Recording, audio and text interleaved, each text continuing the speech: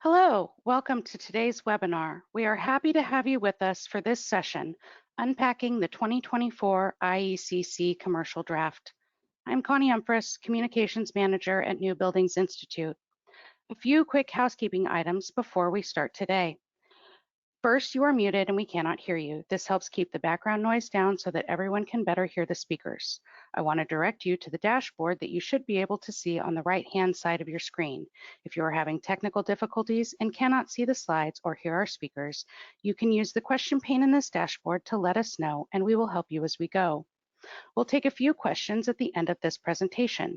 Please ask questions in the same question pane. Please take a moment to answer the survey at the end of the webinar. We consider your input in the planning of future sessions. And finally, this session is being recorded. All registrants will receive an email tomorrow with links to the recording and slides for the session. If you need a certificate of attendance for your records, it will also be part of tomorrow's follow-up. Diana, could you advance the slide, please?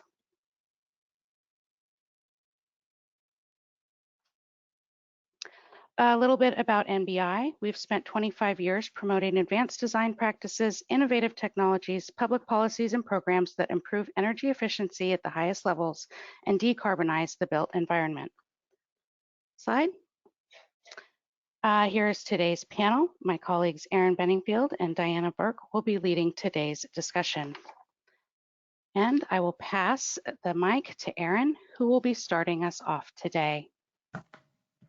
Awesome, thank you, Connie. And I think before we launch into these slides, we have a couple of poll questions just to get to know who's joining us. So Connie, if you don't mind launching that first poll.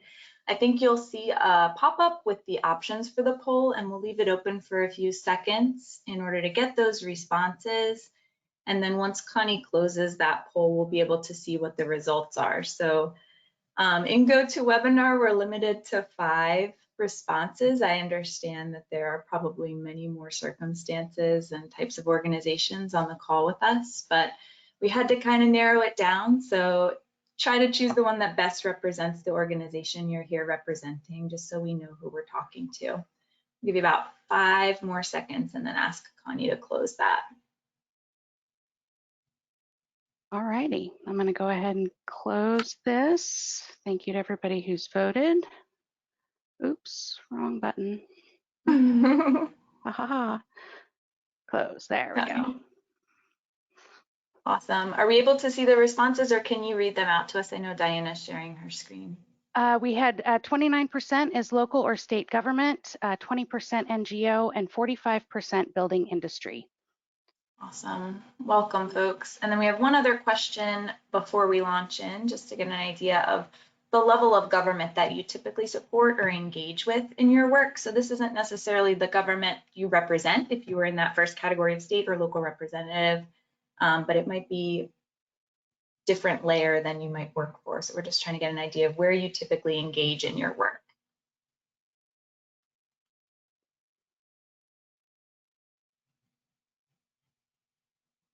And then Connie, I'll let you call it when you feel like we have enough responses to close it down. All right, we'll just give you a couple more seconds here. All right, I'm going to go ahead and close it if you haven't voted yet. All right. Send me an email. Yeah. All right, so we have 34% are local, 44 state, and 18 national. So a pretty good distribution. That's great. Thank you all for joining us and for taking the time to learn a little bit about this opportunity to provide input in the 2024 International Energy Conservation Code, or IECC. So as many of you know, buildings are responsible for about 40% of the world's greenhouse gas emissions. About 28% of those come from electricity and fossil fuel use in residential and commercial buildings, and another 11% come from embodied emissions in construction materials and refrigerants. Our discussion today about the energy code hits on that first category, the 28% of operational emissions, since energy codes focus largely on building energy use. Our view is that the International Building Code, or IBC, should focus on materials, and that's a parallel track of work for our team that's also actively underway. Next slide, Diana. So this graphic is developed by DOE, or the US Department of Energy, and it shows the Energy Code's normalized energy use indexed to 1975. So the graphic shows residential in blue, represented by the IECC, and commercial in green, here represented by ASHRAE 90.1. So taking the trajectory of the past 10 or so years, both the residential and commercial codes remain off track from hitting the high efficiency energy use that we think would be easily translatable into climate aligned buildings. Our work is to continue supporting the downward trajectory of energy use in buildings in the base code and to layer on carbon considerations in addition to energy use. Next, Anna.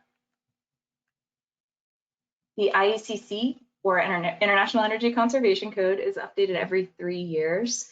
Historically, provisions that make their way into the IECC were the result of a vote by governmental voting members. However, because the result of that vote in the 2021 IECC process was a lot of pushback from industry, the ICC, or International Code Council, which develops the IECC, decided to change the process for developing the 2024 Energy Code into a consensus committee process. The consensus committee process involves committees and topic-focused subcommittees proposing and vetting code changes that are submitted, then sending that draft out for public comment, which is the step we're at today.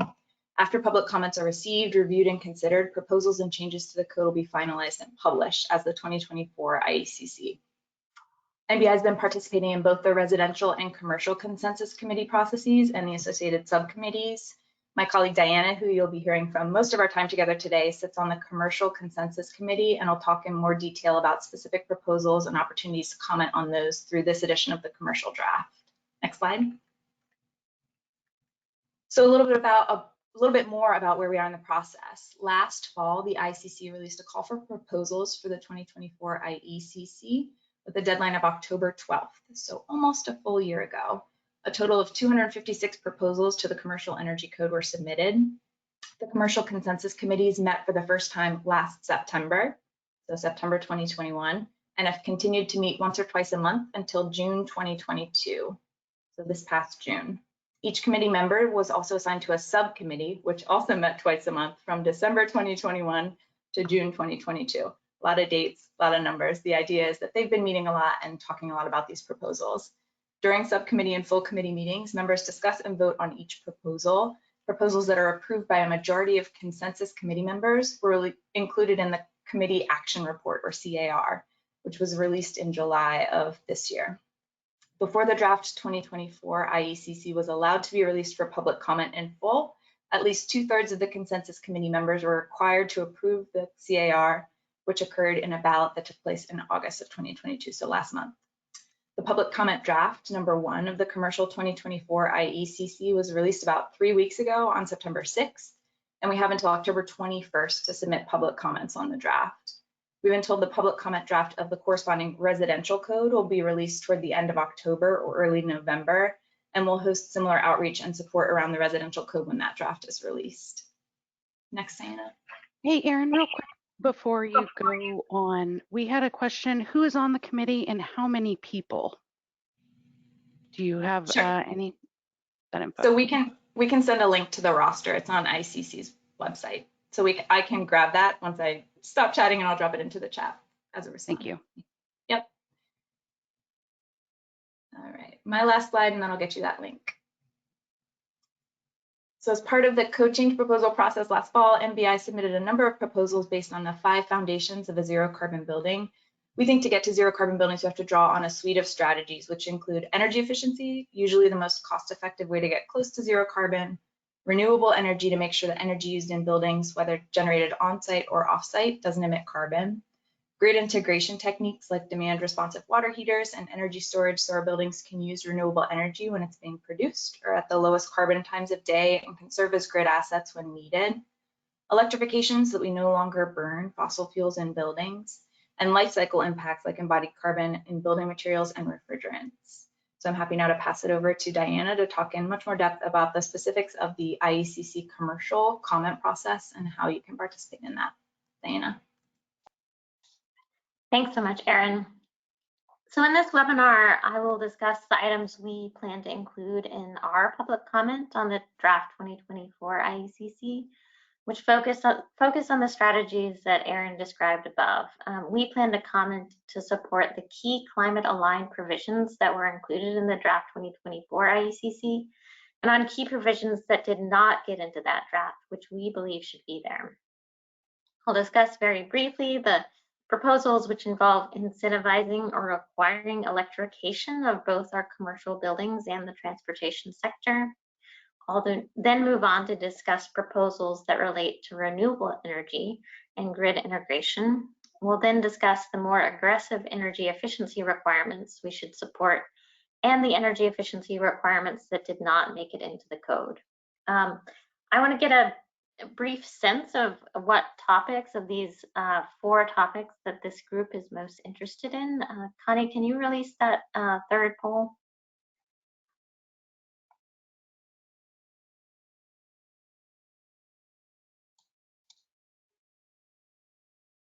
Okay, it looks like the poll is open. There you go.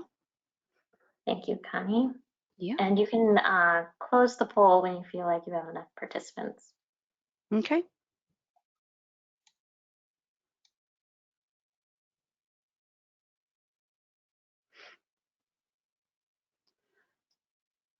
Great. Thank you guys so much for, go ahead, Connie. Okay, just a few more seconds here. Usually wait till about 75% of you have voted. All right, I'm going to go ahead and close this. Thank you to everybody. We had 48% building and transportation electrification, 33% renewable energy and grid integration, 64% new construction building energy efficiency, and 53% existing building energy efficiency. Great, thank you. So it sounds like we have broad support for a lot of these topic areas. So before we get started, I just wanted to give a 101 on the ICC code process. Basically, when a proposal is submitted, a code change proposal is submitted, the International Code Council, or the ICC, gives that proposal a number. And in this case, the number begins with CEPI, C-E-P-I, and then the number, and then -21, because it's a change to the 2021 IECC. In some cases, the intro is given CECPI, which means it was a consensus proposal. So you'll see CECPI, then the number, and then 21. The final proposals and the result of that committee vote are located on ICC's website, which we have here in the slide. And just so everyone knows, after this webinar, you'll be getting a PDF of these slides and you'll be able to click on these links. The proposal either recommends revisions to current sections in the 2021 IECC or an addition to a new section. To submit a comment to the draft 2024 IECC, you should reference the section number of that code requirement you're referring to. So here's what that landing page of the website looks like. Proposals where a majority of the committee approved of the proposal are included in the draft 2024 IECC. As you can see here, CEPI 1, the first proposal, was disapproved 28-1, but CECPI 1 was approved by 27 members and voted for disapproval by 8 members. Throughout this presentation, I'll give you the code proposal number and the section number so you can reference these later. So we'll start with the electrification proposals. The commercial 2024 IECC draft includes a lot of NBI's priorities for getting to a zero carbon code by 2030. However, the draft code has one huge gap. There is nothing in the code which focuses on the need to move our buildings away from burning fossil fuels towards equipment that can run on clean, renewable electricity. Shifting our buildings to electrify is important not only to reduce emissions, but also to protect the health and safety of our communities. Burning fossil fuels in our buildings has been shown to drastically decrease indoor air quality, increasing risk for asthma, and outdoor air quality, which is why California just voted to ban the sale of gas water heaters and space heaters after 2030. NBI submitted a proposal to the 2024 IECC to require commercial buildings to be all electric. And then during committee discussions, we decided to roll that back to gain support to at least require buildings to be electric ready. The final proposal voted on by the consensus committee was given the number CEPI 22 and was to section C405 of the code. The committee just barely disapproved our proposal because of concerns from other electrification advocates that we would push individuals to use low cost but highly inefficient electric resistance heating. In this code comment process, we're currently collaborating with those partners to submit 3 separate proposals that address their concerns during the public comment period. The proposals focus on electrifying the key areas in our buildings that use fossil fuels: heating, water heating, cooking, clothes drying, and lighting. The first proposal is to require commercial buildings to be electric ready, which means having an outlet and the electrical capacity near a piece of combustion equipment so that when you decide to replace your gas stove, water heater, or furnace, you can do so easily without having to upgrade the electrical panel or tear out drywall to run electrical lines through a building.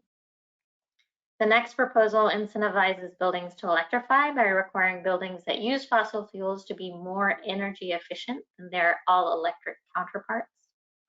And then the third proposal is an optional all-electric appendix for jurisdictions that want to require new commercial buildings to be all-electric.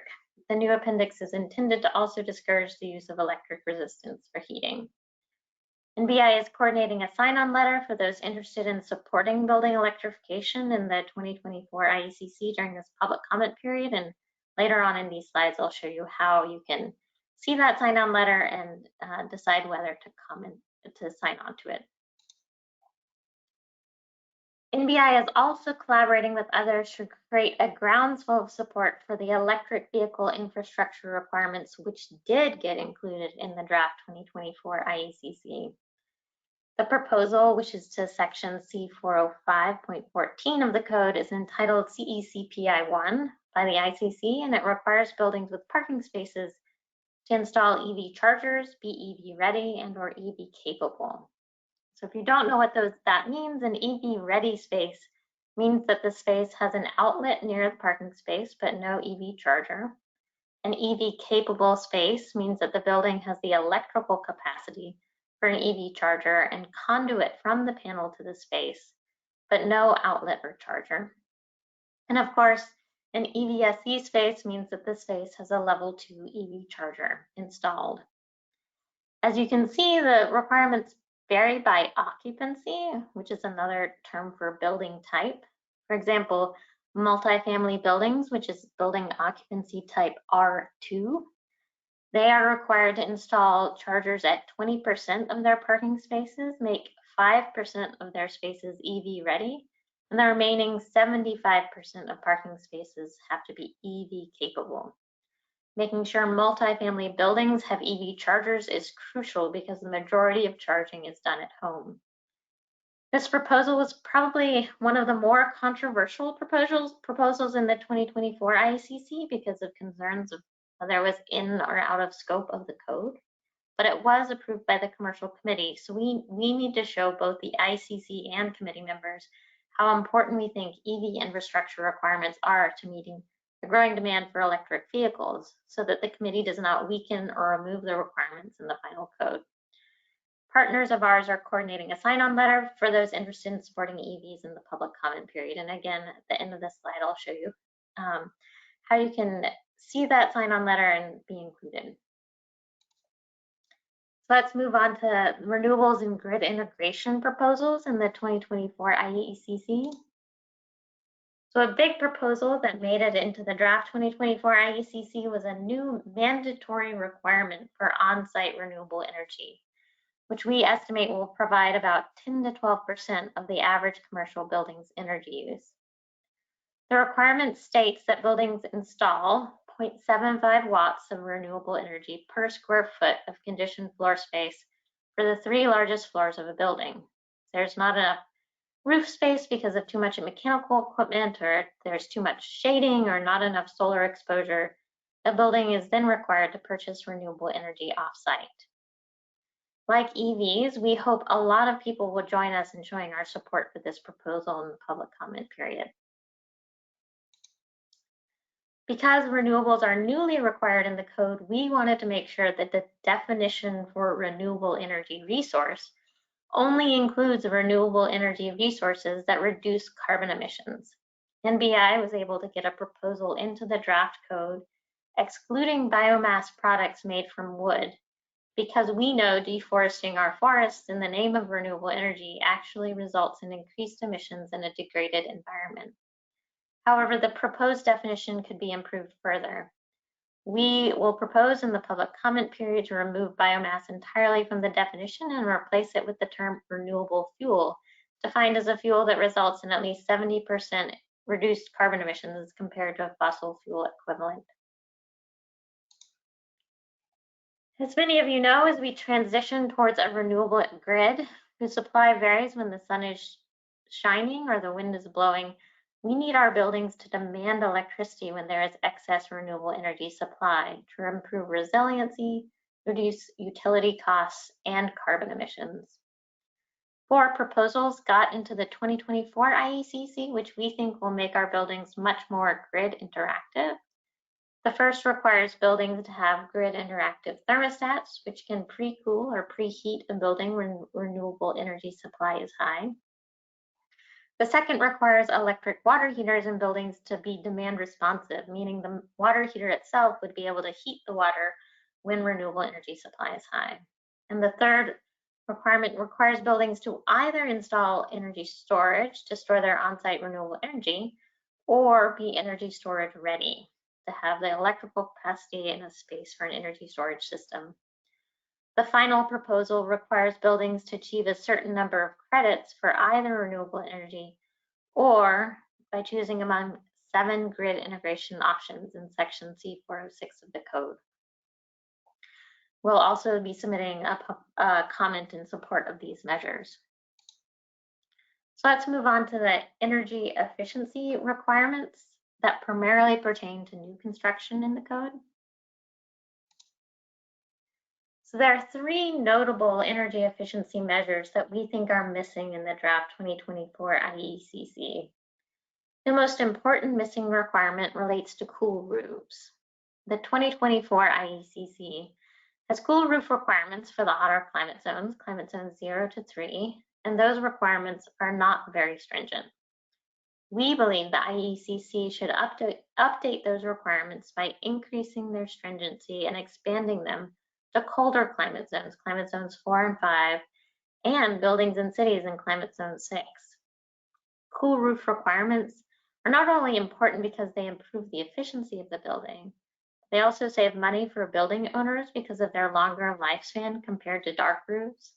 They save lives by reducing the number of heat-related deaths during increasingly frequent extreme heat events, which is covering all climate zones in the country.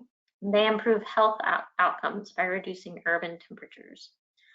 Finally, these cool roofs reduce carbon emissions by reducing the energy use of buildings and by heating the atmosphere far less than their dark roof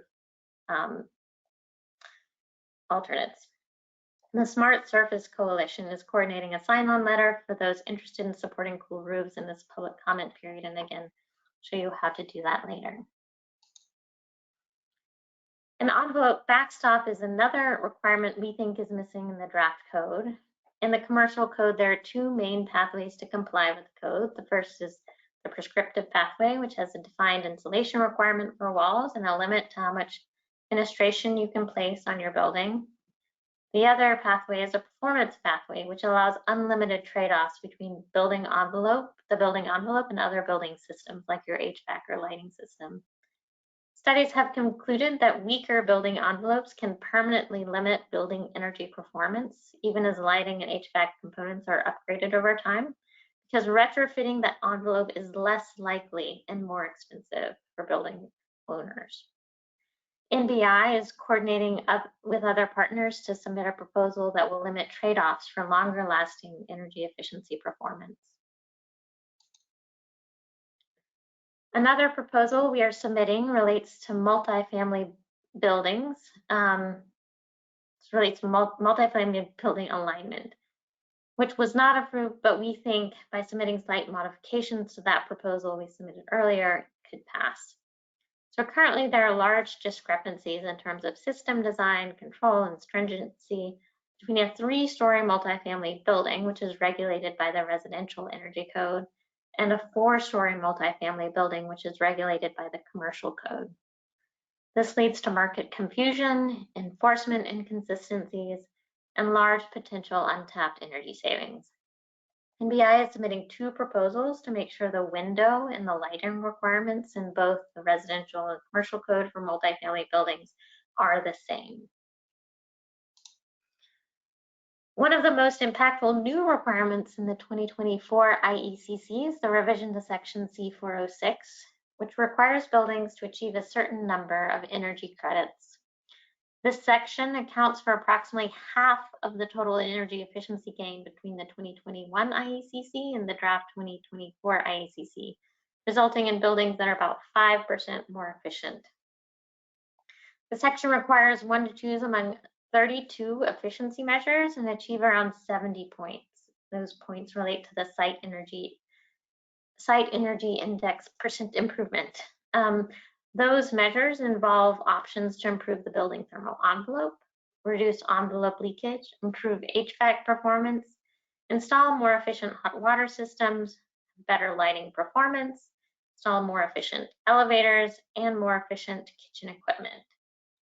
NBI plans to submit a public comment to strengthen the energy credit section by having that section require slightly more points than it does now. But in general, we believe it is an incredible improvement over what is in the 2021 IECC.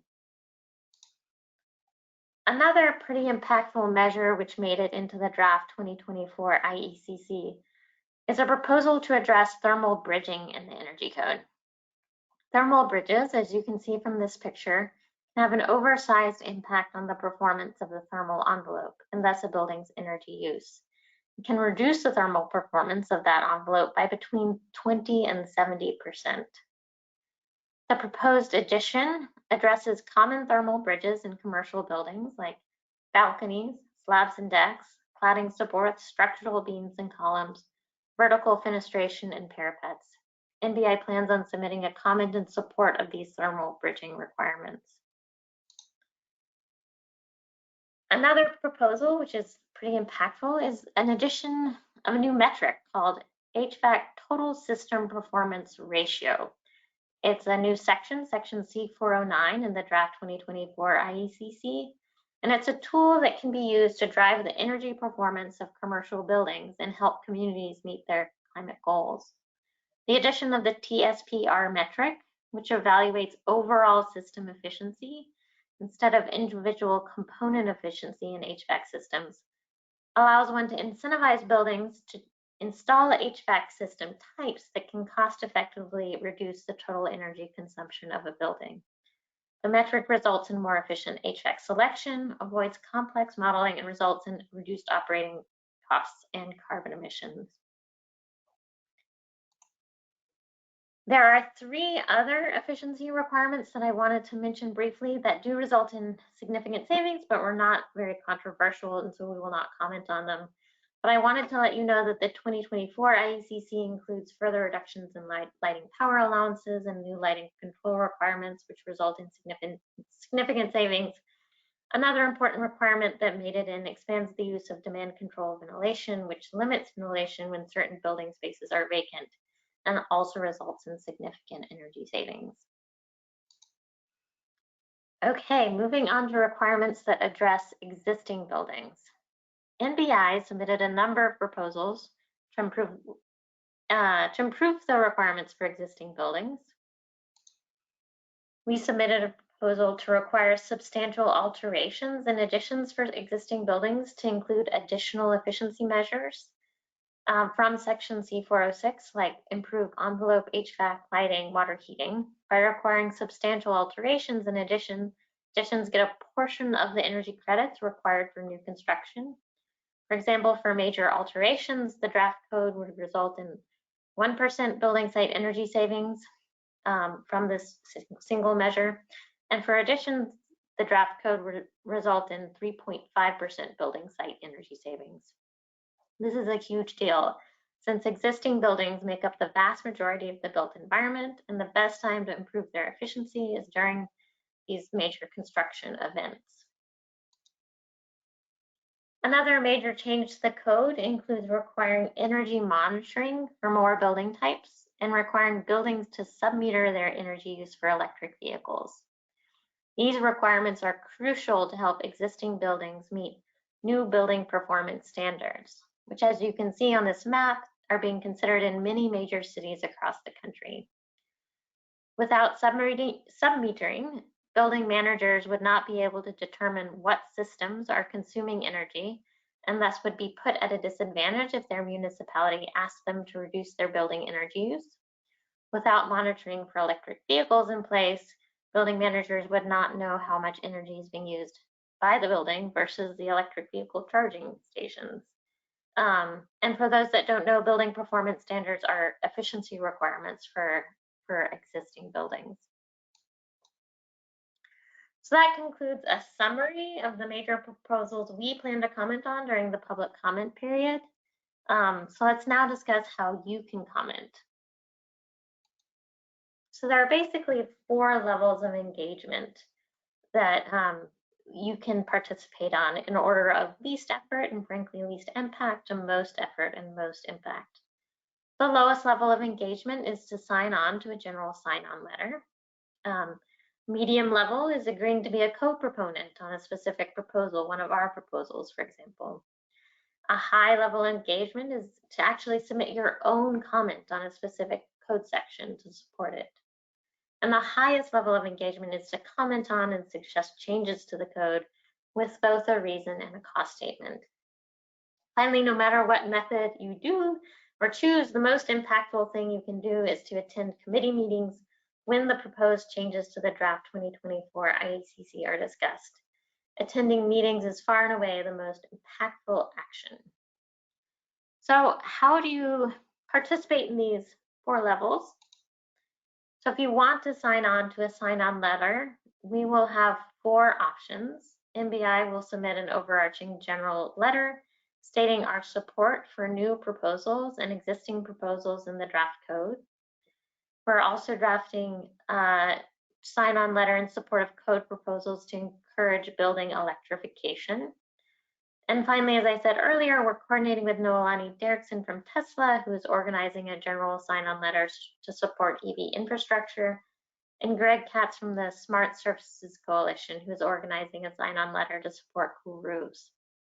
If you're interested in joining a sign-on letter, please fill out the survey, which Aaron can either put in the chat, but we'll definitely share by email after this webinar. Or you can also send me an email by Friday, October 7th. So that's next Friday. The next level of engagement is becoming a co-proponent on a proposal. In the survey, which we will ask you to fill out, we would like to know if you are interested in being a co-proponent on one of those proposals. So the first step, if you want to participate in this, is fill out the survey. After you fill out the survey, you will then need to create an account in CDP Access. And once you create that account, you should let us know, and then we will push an invitation for you to be a co-proponent on that proposal. You will sign into CDP Access and see an invitation in the upper right-hand corner. And then you'll have to release the copyright by going to the Copyright tab, signing a new form, and checking some checkboxes. The highest 2 levels of engagement involve submitting a personalized comment on a specific section of the code or submitting a suggested revision to the draft 2024 IECC via CDP Access. We don't have time today to go into detail on how to use CDP Access to do those 2 things, but we have included instructions on our website for how to do that, which we will again send after this webinar. ICC has also created 2 videos on how to use CDP Access, which we have linked here. You'll get these slides, but they are also on our website. And finally, no matter what action you take, above, low, medium, high, or very high, one of the most impactful things you can do is to actually attend the committee and subcommittee meetings when these proposals are being discussed. These meetings can last 2 to 3 hours You don't have to pay attention the whole time until your specific proposal of interest is up for discussion. If you're interested in attending these meetings, again, if you could fill out the survey and say you're interested in attending, I can forward the meeting invitations to you once I receive them. Honestly, voicing your support at these meetings is really the most impactful action and amplifies any other action you can take during this public comment period. So now that you know how to participate, Connie, can you launch that last poll really quick? Absolutely. Great. So we're just going to try and get a sense of what level of participation you're thinking of participating in now that you know a little bit more about them. So it looks like the poll is open.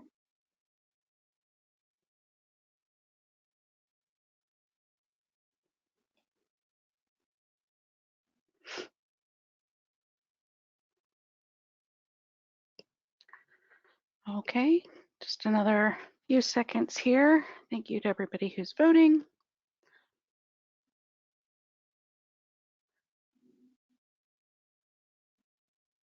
All right, looks like we've slowed down. I'm going to go ahead and close that. For our results on that poll, we had 22% probably not commenting, 54 signing on to a general sign-on letter, 24 co-proponent, 25 submitting individual comments, and 20% attending the committee meeting to support. Oh, I am so excited to hear that. It sounds like we've got a lot of people interested in participating, and really all of those actions are crucial. So thank you so much. So to make that action official, we will be sending you a survey via email, and we would love for you to let us know how you intend to comment. Please fill out that survey by next Friday. If you need to, we have our suggested public comment and instructions for how to comment on the 2024 IECC on our website. Again, we'll send that link via that follow-up email.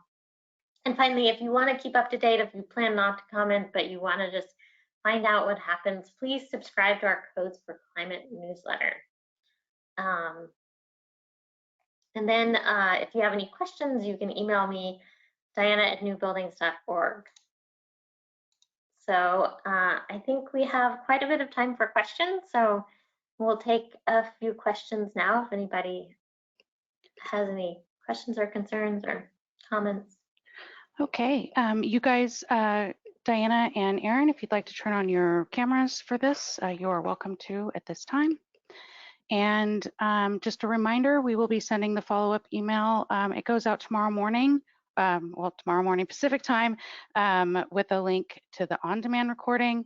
We'll get you links to all the things that are mentioned here and make sure that Diana's email address is also included in that follow-up email, so you can direct your comments to her.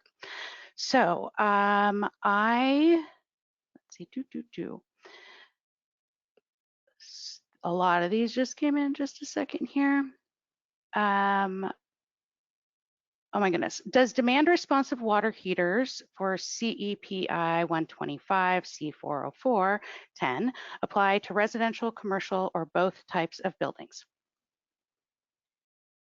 That is a great question. So the Commercial Building Energy Code has that as a requirement for electric water heaters in all building types really in the commercial codes that involves typical commercial construction and also multifamily buildings that are 4 stories or higher. So it would include both commercial and residential, but not residential single family homes or residential multifamily buildings 3 stories or less. Okay. Will NBI be submitting proposals for any more appendix chapters?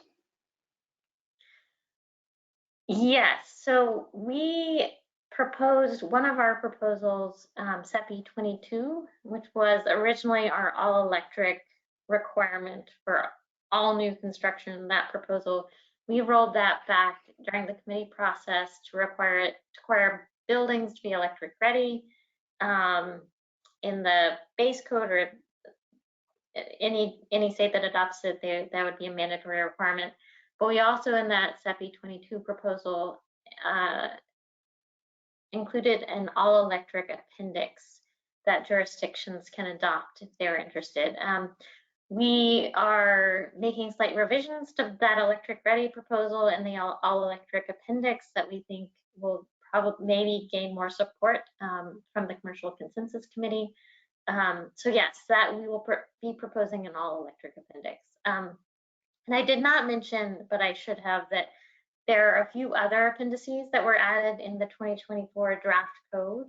There are revisions, major revisions to the net zero appendix that we participated in. There is a new glide path appendix, which jurisdictions can adopt to get to a net zero code by 2030. I expect that will be revised after the public comment period. There is an appendix that is an energy efficiency only appendix, which is sort of a max number of energy credits that jurisdictions could require by building type. And there is, I believe, a TSPR appendix. So there are a number of new appendices in the code that are in the draft. Okay. Could the cool roof requirements be improved by using the more flexible term of eco roof? So requirements could be met with white, green, blue, or solar. That is a good question. So the cool roof requirement right now in the code exempts the portion of roofs, I think, that have solar on top. I think it may exempt green roofs, but I'm not sure. I'd have to go back into that code section to see. So it sort of does have those three components. But if it doesn't, we'll definitely look at our proposal and see if we can add those, because yeah, vegetated and photovoltaics are also a good option. Another question, will the climate zones be aligned with the climate zones from ASHRAE standard 168 from 2021? I do not know the answer to that question. I imagine it will be. I think they update the climate zones every code cycle, and they do use the ASHRAE. They do use ASHRAE's climate zones, but I do not remember a proposal being submitted to adjust the climate zones, but that is a good question. I will check into that. Thank you. What is the size threshold for buildings that will be required to conduct energy monitoring? Good question. So the 2021 IECC, the size threshold was 25,000 square feet. So if you build a 25,000 square foot commercial building, you'd have to include energy monitoring. And when we say energy monitoring, we mean not just at the building level, but also at the system level. So you monitor your HVAC system differently, separately from other major building systems. We submitted a proposal in the 2024 IECC to reduce that threshold from 25,000 square feet to 10,000 square feet, because we are seeing a lot of building performance standards, which are requirements for existing buildings, reducing their thresholds from higher square footage numbers to possibly as low as 10,000 square feet. So we want to make sure those smaller buildings can have monitoring so they can meet those building performance standards easily. Okay. Is draft language of the envelope performance backstop available?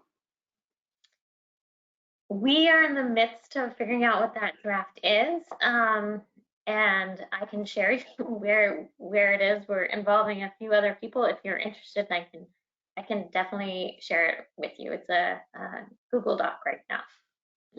But yeah. But if you have suggested revisions to that, we'd be happy to take those into consideration. Could you further explain 1% savings, 10% credits for retrofits?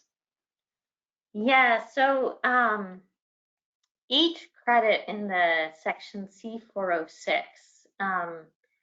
In the 2021 IECC, each credit was worth 0.25% cost savings.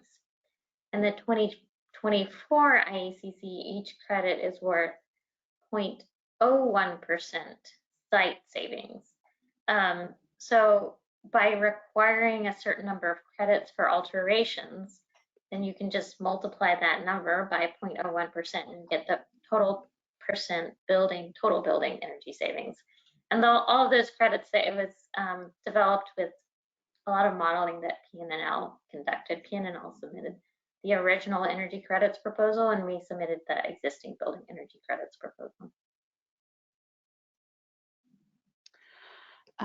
This is another question here. Will the recommendations that don't make the published code find their way to support documents such as last year's building decarbonization code?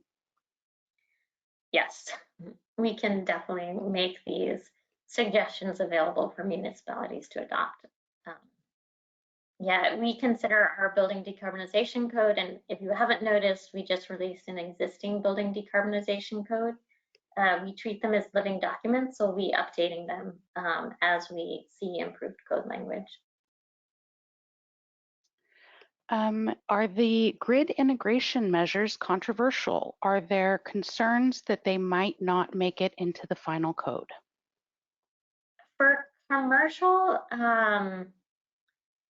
they were a little bit controversial. We submitted our original grid integration measures and worked very closely with AHRI to make sure that manufacturers felt comfortable with our requirements. And so the final proposal in the draft 2024 IECC had both our support and AHRI, that's the American Heating and Refrigeration Institute, I think that's what the acronym stands for. They're a trade association for HVAC manufacturers and water heating manufacturers.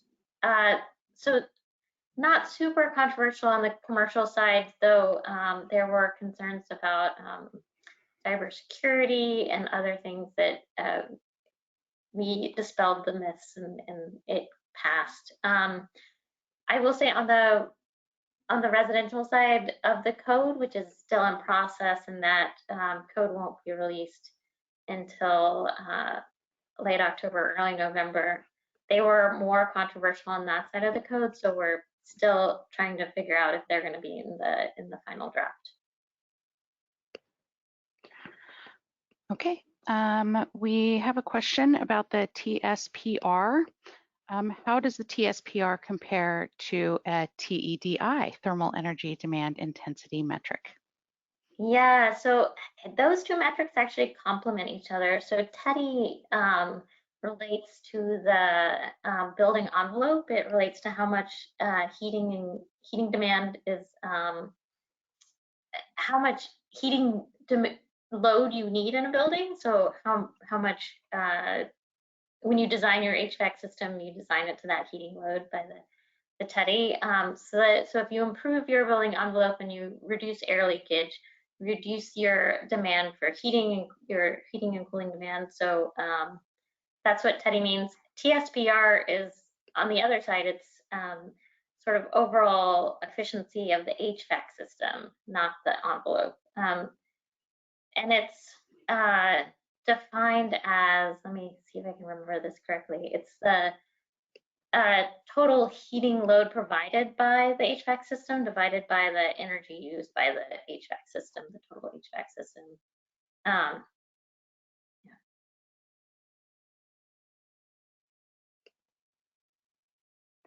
Is that it? Yes, that's it. Sorry. Okay. Let's see here. So we had somebody who missed an IECC webinar about using the comment interface.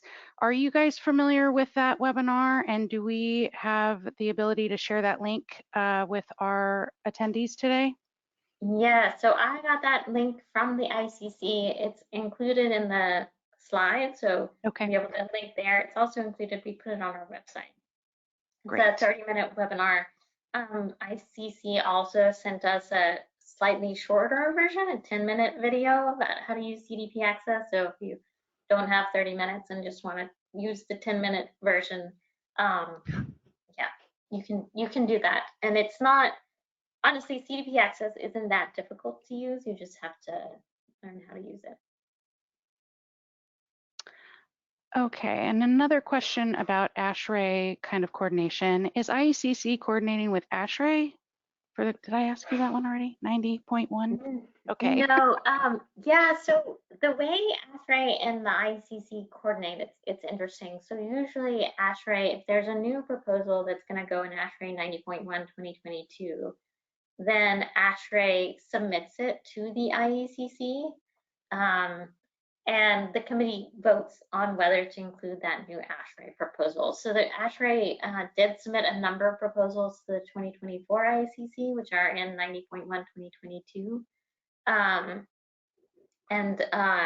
there, most of them are included in the draft. And it also goes both ways. So right now, there are certain requirements that are making it in the draft 2024 IECC that are heading back to ASHRAE to be included in the next version of ASHRAE. So both codes, they're on slightly different time cycles, so they're not always quite in sync, but they try to be in sync as much as possible. I will say that ASHRAE 90.1 2022 has many of the requirements in the 2024, but it does not have EV infrastructure requirements. And it won't have building electrification requirements. Okay. I think we've got time for one more question here. How realistically plug and play are the electric ready provisions for space heating? Switching from a furnace or boiler to heat pump, equipment may end up in different locations. What about line sets? That is a really good question. So we, in our electric ready proposal, we have different requirements for, we call them unitized systems. Those are the systems like in your multifamily apartment building that are in the apartment unit that if you switch out, you would replace it with a like system. And then we have electric ready requirements for central systems. So for our new electric ready proposal, we are going to require that an outlet be placed near the unitized system. And for the central system, we're not going to be requiring an outlet. We'll be requiring the electrical capacity because we won't know if we replace that central system where the new systems will go, because the new systems may be spread out throughout the building if you place a central boiler with a bunch of heat pumps, for example. Okay, well, I'm going to take the last few minutes here to wrap up. Thank you so much, Diana, and thank you to everybody with their questions. Anything, any last words, Diana or Erin, before I go into our last few slides here? No, and I think the last slide is just to fill out the survey. So we really want to know how you want to comment, how we can help you comment. And if anybody has any questions, for example, if you want to see the envelope backstop proposal, just send me an email and I can try and answer them. Okay, can we get the next slide, Diana? Yes.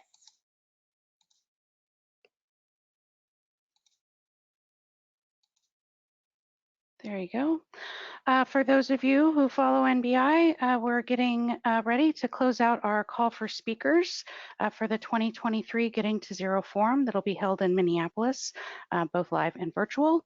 That deadline is now October 7th, so go ahead and submit if you've got some great ideas for decarbonizing the built environment. Next slide, please, Diana.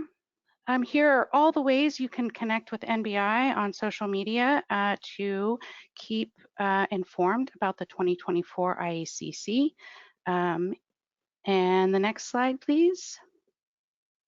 And thank you for joining us today. Again, we have our survey and their contact information there on the screen.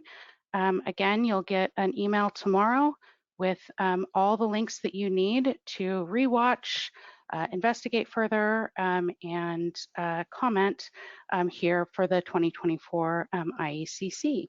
So stay safe and stay well. Thank you, everybody.